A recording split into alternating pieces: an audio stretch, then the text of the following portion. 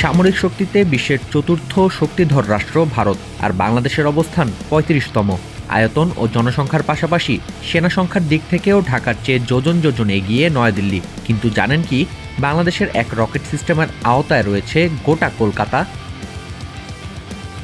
না দর্শক, ভুল শোনেননি। তুরস্কের TRG-300 রকেট সিস্টেম ব্যবহারে কলকাতা পরিণত হতে পারে ধ্বংসস্তূপে। পশ্চিমবঙ্গের রাজধানীতে রয়েছে দুটি বিশাল সমরাস্ত্র কারখানা, এছাড়াও রয়েছে স্টোরেজ।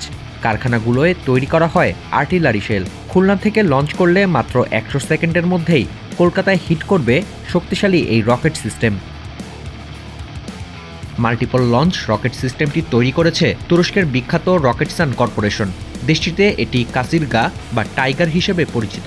সিস্টেমটিতে ব্যবহার করা হয়েছে 4টি 300 মিলিমিটার রকেট লঞ্চার টিউব, যা ১২০ কিলোমিটার পর্যন্ত দূরের লক্ষ্যবস্তুতে সুনিপুণভাবে আঘাত হানতে সক্ষম।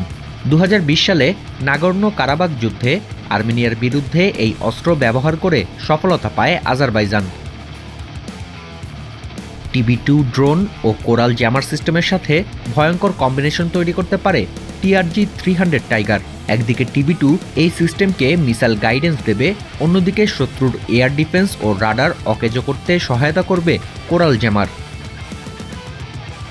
বাংলাদেশ সেনাবাহিনীর কাছে ৩৬টি TRG-300 সিস্টেম রয়েছে।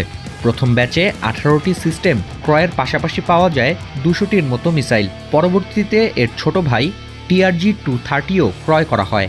১৮টি সিস্টেমের সাথে ৫০০টি মিসাইল পায় বাংলাদেশ আর্মি। শক্তিশালী এই রকেট সিস্টেমটির দুটি ভার্সন রয়েছে, যার মধ্যে ব্লক 1 ব্যবহার করছে বাংলাদেশ। এর ওয়ারহেডের ওজন প্রায় ৬০০ কেজি। মিসাইলটি ম্যাক 4.2 গতিতে ছুটতে সক্ষম, যা হাইপারসোনিক ক্যাটাগরির কাছাকাছি। কিন্তু কেন এই আলোচনা? বাংলাদেশ কি আসলেই শুধুমাত্র কলকাতায় হামলা চালিয়ে কোনো সফলতা অর্জন করতে পারবে?